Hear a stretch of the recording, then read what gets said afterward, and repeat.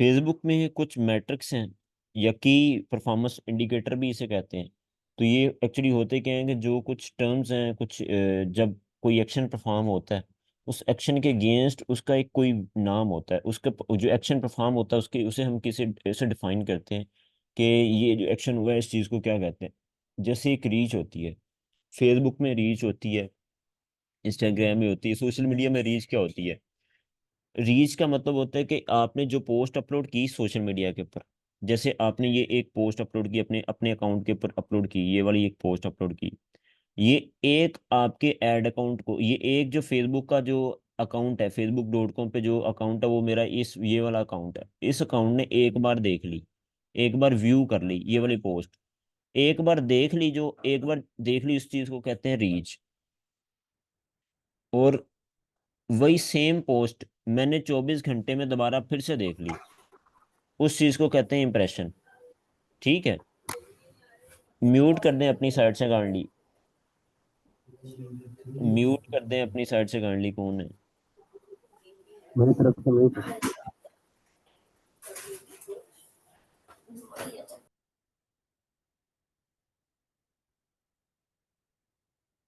Impression, impression क्या होता है कि आपने पोस्ट अपलोड की अपने सोशल अकाउंट के ऊपर, लेकिन वही सेम पोस्ट एक ही अकाउंट ने 24 घंटे में दोबारा फिर से देख ली, और जितनी बार वो देखेगा वो इम्प्रेशन के अंदर काउंट होगा। रीच उसकी एक ही होगी और इम्प्रेशन उसका काउंट हो जाएगा। ज्यूम करें, एग्जांपल करें कि आपने एक पोस्ट देखी और आप अपने सोशल मीडिया के ऊपर अपने अपने पेज के ऊपर कोई ना कोई कंटेंट अपलोड किया, और यूजर 24 घंटे में 5 बार लॉग इन करता है फेसबुक। उसने एक बार आपकी पोस्ट देखी, वो दोबारा फिर से फेसबुक लॉग इन किया थोड़े अरसे थोड़े टाइम के बाद, 24 घंटे में, तो उसने आपकी पोस्ट दोबारा फिर से देख ली। दोबारा फिर से देख ली मतलब कि उसके दो इंप्रेशंस हैं, रीच एक है। तो ये कॉन्सेप्ट रहता है रीच और इम्प्रेशन का। इंगेजमेंट क्या होती है कि आपकी पोस्ट के ऊपर किसी ने कमेंट कर दिया, लाइक कर दिया, शेयर कर दिया, इंगेज कर दिया। इंगेज मीन्स कि इंगेजमेंट के वर्ड्स ही आपको समझ आ रही है, जुड़ गया, कोई इंगेज कर दिया, कोई एक्टिविटी कर दी उसने आपके कंटेंट के साथ, पिक्चर के साथ, वीडियो के साथ, कोई ना कोई लाइक कर दिया, शेयर कर दिया, कमेंट कर दिया। अगर कोई ये एक्टिविटी कर दी उस चीज़ को इंगेजमेंट कहते हैं। फ्रीक्वेंसी क्या चीज़ होती है, फ्रीक्वेंसी होती है कि जो रीच और इम्प्रेशंस के जो एवरेज वैल्यू बनती है उस चीज़ को फ्रीक्वेंसी कहते हैं। मीन्स के टोटल नंबर ऑफ रीच कितनी आई और टोटल नंबर ऑफ इम्प्रेशन कितना है, इन दोनों की जो एवरेज बनती है कि वो कितनी निकलती है। मीन्स कि अगर आपकी रीच और इम्प्रेशन को काउंट करें तो रीच अगर एक आई है तो इम्प्रेशन आपके दो आए हैं, तो दो और एक का जो एवरेज निकलती है आप 1.5 निकलती है आई थिंक। तो वो 1.5 आपकी फ्रीक्वेंसी होगी। वो ओवरऑल जितनी वैल्यू बनती है वो आपकी फ्रीक्वेंसी के अंदर काउंट होती है, दोनों रीच और इम्प्रेशन के दरमियान में। तो ये इन दोनों में डिफरेंस रहता है। इसके अलावा एक होती है ROAS, return on ad spend. ये क्या चीज़ होती है, रिटर्न ऑन एड स्पेंड होती है कि आपने फेसबुक के ऊपर एड रन किया, फेसबुक को आपने 1 लाख रुपए का बजट दिया, और 1 लाख का बजट दे के आपने पूरे मंथ में अपनी एड्स रन की। एड रन करने के बाद ठीक 1 मंथ के अंदर आपका 1 लाख रुपए का बजट यूज हुआ, और 1 लाख का बजट यूज होने के बाद आपको 3 लाख रुपए की सेल आई। तो आपका ये 3x ROAS है। 1 लाख लगाने के बाद रिटर्न जो आता है आपको वो आपका ROS होता है। तो अब वो रिटर्न जो होता है ना, वो टोटल वैल्यू जो जो टोटल सेल होती है, वो प्रॉफिट की बात नहीं कर रहा मैं। सेल जो जो टोटल वैल्यू जनरेट होती है, टोटल वैल्यू जो आपकी एड के ऊपर पैसा लगाने के बाद जनरेट होती है, वो उस चीज़ को ROS कहते हैं। ठीक है। इसके अलावा ROI क्या चीज़ होती है, रिटर्न ऑन इन्वेस्टमेंट। ये फाइनेंस की टर्म के अंदर ये चीज़ डिफरेंट होगी ROI, लेकिन यहाँ पे डिजिटली ROI डिफरेंट होगी। ये ROI डिफरेंट कैसे हो सकती है, इसमें होती है कि आपकी ओवरऑल एड के ऊपर लगने वाली इन्वेस्टमेंट और उसके बाद आने वाला रिटर्न, वो जो आने वाला रिटर्न होता है उस चीज़ को ROI कहते हैं। एक पोस्ट के ऊपर इन्वेस्टमेंट लगती ही कहाँ पे है, एक पोस्ट के ऊपर इन्वेस्टमेंट ऐसे लगती है कि आपको सबसे पहले एड लगाने से पहले कंटेंट क्रिएट करना पड़ता है। ज्यूम करें कि आपने कंटेंट, जो चीज़ आप बेचते थे, उस चीज़ को बेचने के लिए आपको बाबर आजम को हायर करना पड़ा। और ज्यूम करें एक टी शर्ट सेल करनी थी, बाबर आजम को हायर किया आपने। बाबर आजम को वो शर्ट पहनाई, बाबर आजम ने पहनी, बाबर आजम ने उस चीज़ का चार्ज किया आपको। उसके बाद आपने एक वीडियो को शूट करने के लिए, वीडियो शूट करने के लिए एक टीम हायर की, जिन्होंने आपकी वो वीडियो शूट की। वो उस टीम को आपने पैसा दिया। उसके बाद आपने उस वीडियो, जो उन्होंने वीडियो बना के दी, आपने एक वीडियो एडिटर हायर किया। वीडियो एडिटर को आपने अलग से पैसा दिया, उसने एडिट किया आपकी वीडियो प्रॉपर।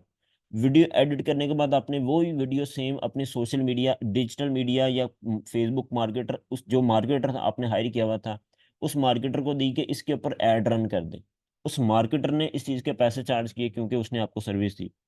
उसके बाद जब उसने फेसबुक के ऊपर, आपने जिस प्लेटफॉर्म को यूज़ किया, फेसबुक को यूज़ किया, मेटा को यूज़ किया कि उसके ऊपर कैंपेन लगनी, मेटा ने आपको अलग से पर डे का चार्ज किया।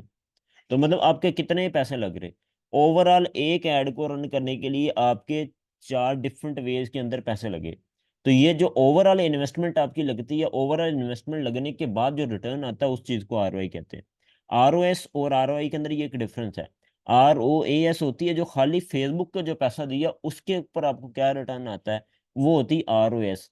आरओआई होती ओवरऑल इन्वेस्टमेंट आपकी एक ऐड को चलाने के लिए कितनी लगी, उसके बाद आपको क्या रिटर्न आया, वो होती है आरओआई। मीन्स कि आपकी आरओआई, ज्यूम करें कि आपको एड रन करने से पहले आपका 1 लाख रुपया लग गया था, और 1 लाख का आपने फेसबुक को पैसा दे दिया ऐड रन करने का, तो मतलब आपका 2 लाख रुपया ऐड को रन करने के ऊपर लगा। और 2 लाख के अगेंस्ट जो आपको रिटर्न कितना आया, वो आपकी आरओआई होती है। ठीक है। ये एक दोनों का डिफरेंस रहता है। एक होती है cost per result. Cost per result क्या, एक रिजल्ट को गेट करने के लिए आपकी ओवरऑल कितना कॉस्ट लगी, उस चीज को कहते हैं कॉस्ट पर रिजल्ट। एक होती CTR, क्लिक थ्रो रेट। तो इसकी मैंने एग्जांपल भी दी है, मैं इस एग्जांपल के साथ आपको करवाता हूँ, ये आपको ज़्यादा चीज़ क्लियर हो जाएगी। तो ये आपकी आरओएस होती है। आरओएस होती है return on ad spend. Overall आपकी सेल जितनी जनरेट होती है, वो sale generated divided by overall आपका पैसा जितना लग जाए, वो अमाउंट स्पेंड जितनी हो जाती है। एक होती है CTR, click through rate. Overall जितना आपका क्लिक आया, मीन्स कि अगर 50 क्लिक आए हैं टोटल आपकी ऐड के ऊपर, डिवाइडेड बाय इंप्रेशन। इंप्रेशन आपको 1000 आया, मतलब कि 1000 लोगों तक वो ऐड पहुंचा डिफरेंट। तो वो 1000 आपका इंप्रेशन है, क्लिक करने वाले लोग 50 थे। 50 मल्टीप्लाई बाय 100, 1000 मल्टीप्लाई बाय 100, ये आपकी क्लिक थ्रो रेट आती है। इसके अलावा एक होती है CPC, cost per click. Total cost कितनी आपकी लगी divided by number of click, उस चीज को कहते हैं कॉस्ट पर क्लिक। इसके अलावा CPA, कॉस्ट पर एक्विजिशन। इसे कॉस्ट पर एक्विजिशन भी कहते हैं, कॉस्ट पर एक्शन भी कहते हैं, कॉस्ट पर कन्वर्जन भी कहते हैं। Total cost divided by conversion, उसे कहते हैं CPA। तो मैंने ये एग्जांपल भी दे दिया ताकि आप इस चीज़ को समझ लें कि एक्चुअली हो क्या रहा है। मैं यहाँ से कैलकुलेटर ओपन करता हूँ, तो कैलकुलेटर ओपन करके ये साथ साथ इंप्लीमेंट करता हूँ, आपको समझ आ जाएगी। जैसे ये कैलकुलेटर ओपन हो गया। अब ROAS क्या होता है, टोटल। यहाँ पे एक पूरी एग्जांपल मैंने बताई है कि एक ऐड है, उस ऐड को 100 लोगों ने देखा, और 7 लोगों ने उस ऐड के ऊपर क्लिक कर दिया, और उसमें से 2 लोग थे जिन्होंने आपकी आपसे कोई चीज खरीद ली, बाय कर ली, या कोई लीड फॉर्म था, उन्होंने लीड फॉर्म फिल कर दिया। इस काम को करने के लिए जो आपने टोटल अमाउंट लगाया था, $50 लगाया था, और जो इसके ऊपर सेल्स आपको जनरेट हुई, वो आपको $500 की सेल जनरेट हुई। अब ये पूरे का पूरा हम कैलकुलेट करते हैं, ओवरऑल बनता क्या है इसका। आरओएस क्या होता है। आरओएस के overall sale generated divided by amount spent. Sales कितना जनरेट हुआ आपको, यहाँ पे 100 लोगों ने देखा, 7 लोगों ने क्लिक किया, 2 लोगों ने आपका फॉर्म फिल किया, टोटल आपका 50 का इन्वेस्टमेंट हुई, और सेल जनरेट हुआ आपको $500 का। हम $500 लिखते हैं यहाँ पे। डिवाइडेड बाय अमाउंट स्पेंट, कितना पैसा खर्च हुआ, $50, डिवाइडेड बाय 50, डिवाइडेड बाय 50। तो आपकी जो वैल्यू बनती है वो 10 बनती है, 10x। ROAS कितनी होगी आपकी, 10x। CTR क्या होता है, click through rate. Total number of click divided by impression. Click, total number of click कितने आए, 100 लोगों ने देखा, 7 लोगों ने क्लिक किया, तो मतलब आपकी 7 आपका क्लिक है। इंप्रेशन कितने कितने लोगों ने देखा, 100 लोगों ने, डिवाइडेड बाय 100, 100, मल्टीप्लाई बाय 100। ये वैल्यू आपकी ये आ गई, मल्टीप्लाई कर दें इसे 100 के साथ, तो आपकी कितनी वैल्यू बनती है, 7। 7% आपकी CTR कितने बन गई, 7%। इसी तरह आप नेक्स्ट मूव करें। CPC क्या होती है, cost per click. Cost per click होती है टोटल कॉस्ट, कितनी कॉस्ट आई आपकी। मेरी कॉस्ट आई $50, अमाउंट स्पेंड इतना हुआ मेरा, तो मैंने 50 लिख दिया, और डिवाइडेड बाय क्लिक, क्लिक कितना हुआ था, 7 क्लिक हुआ था, डिवाइडेड बाय 7। तो ओवरऑल जो वैल्यू बनती है 7.14। तो ये 7.14 आपकी टोटल CPC है, कॉस्ट पर क्लिक। एक क्लिक के ऊपर जितना खर्चा आपका आ गया वो 7.14 का। इसके बाद आपको मिलती है CPA, cost per acquisition. Result कितने का पड़ा आपको, एक रिजल्ट कितने का पड़ा, एक रिजल्ट आपको टोटल कॉस्ट कितना आई है, टोटल कॉस्ट कितनी आई है, और over divided by conversion, total cost कितनी आई है आपकी, 50 की, डिवाइडेड बाय कन्वर्जन कितनी हुई है। कन्वर्जन मुझे हुई है 2, 2 फॉर्म फिल हुए हैं। मीन्स के कन्वर्जन जो एंड एंड पे जो एक्टिविटी हुई है, परचेज कर लिया किसी बंदे ने, ऑर्डर ही कर दिया आपको, वो कन्वर्जन आपकी होती है, जिसने खरीद ही लिया आपसे। तो वो हमारी परचेज कितनी है, 2 परचेज हुई है, डिवाइडेड बाय 2। तो आपको एक कॉस्ट कितने की पड़ी, 25 की। तो ये होती है कॉस्ट पर एक्विजिशन या कॉस्ट पर कन्वर्जन। समझ आ गई इस मैट्रिक्स की। तो ये कॉन्सेप्ट रहता है इसके बारे में। तो उसके बाद आपका अगला कॉन्सेप्ट ये है कि आपने इस चीज़ को परफॉर्म करना है असाइनमेंट के तौर पे।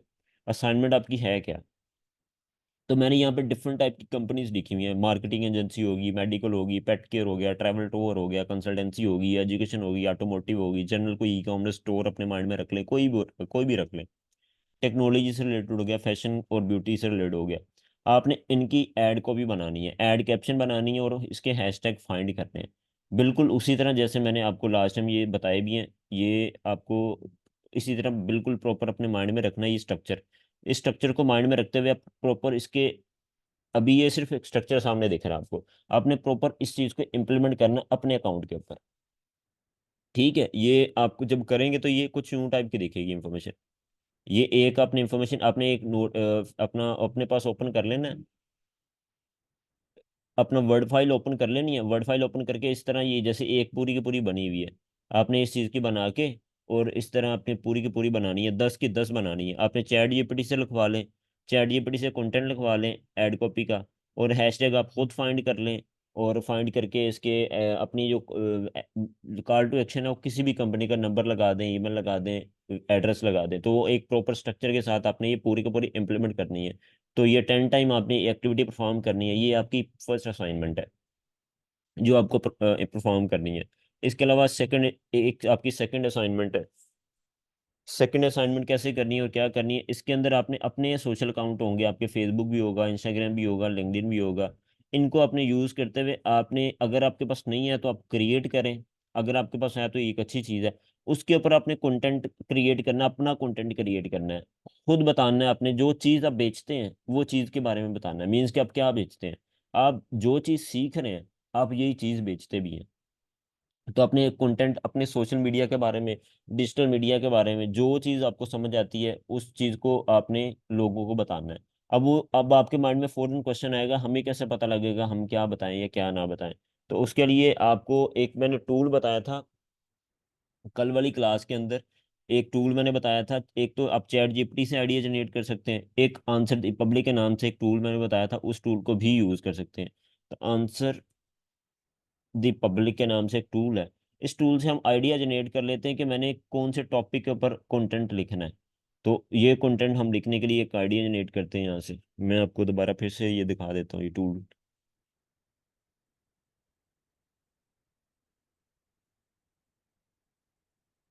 तो ये फ्री वाला प्लान इसका ओपन कर लें और अपनी साइन इन करके, तो ये 3 सर्चेज आपको दे देता है। एक सर्चेज से ही आपका पूरा दिन गुजर जाना, जरूरत नहीं पड़ती 3 की। तो आपने सिंपल यहाँ पे टॉपिक का नाम लिखना है, और यहाँ पे सर्च कर देनी है, कंट्री चूज करके लोकल पाकिस्तान में ही करना है, तो सिंपल रख के आपने सर्च कर देनी। जैसे सर्च करेंगे,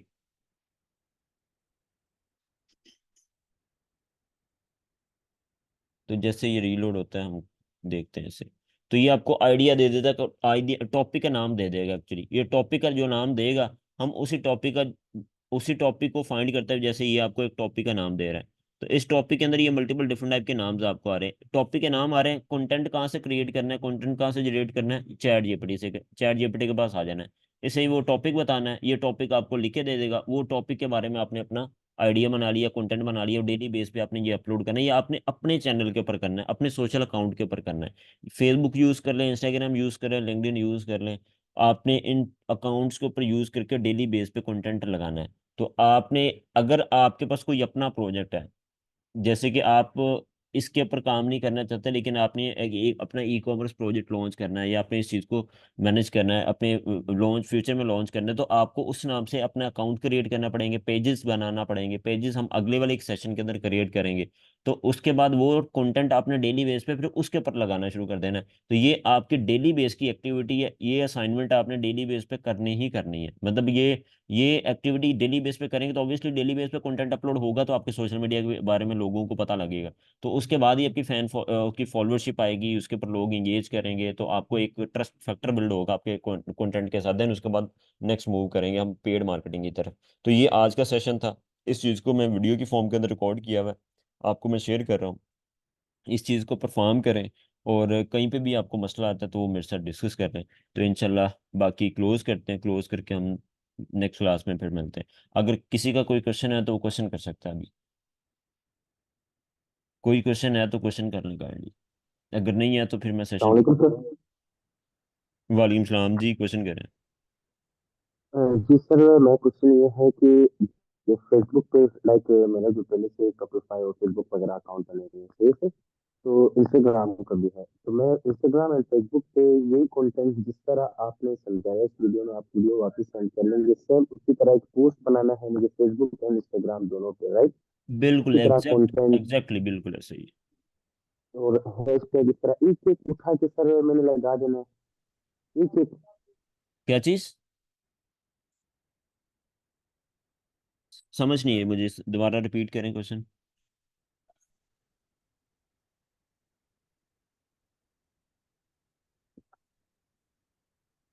हेलो जी जी, मुझे समझ नहीं आई, रिपीट करें, क्या कह रहे हैं? सर, मैं कह रहा हूँ आपने कहा कि मैक्सिमम हम 30 हैशटैग यूज कर सकते हैं, राइट। तो जी हम जी, जब अपने पोस्ट पे इंस्टाग्राम एंड फेसबुक पे हैशटैग लगाएंगे तो 31 बाई वन हमने सर्च करना है, हो हैशटैग लगा देने। बिल्कुल वन बाय वन। आपने एक बार ही फाइंड करने, वन बाय वन करके आपने फाइंड करके यूज करने होते हैं। सर अगर हमें मैक्सिमम हमने 5,000 उठाने, इससे ज्यादा नहीं उठाने बिल्कुल। हैशटैग रीच जो पोस्ट, अगर हमें नहीं मिला तो। नहीं मिल जाता है, ऐसा होता नहीं। अगर नहीं मिला तो आप थोड़ा सा पोस्ट का जो साइज है वो इंक्रीज कर दें, 5 की बजाय 6,000 वाला देख लें, 7,000 वाला देख लें, इस तरह चले, वो मिल जाते हैं वैसे। ठीक है सर, मेरे पास इंशाल्लाह ये होमवर्क कर लूंगा सर, आप जस्ट वीडियो में सर शेयर कीजिएगा ताकि मेरे लिए इजी हो।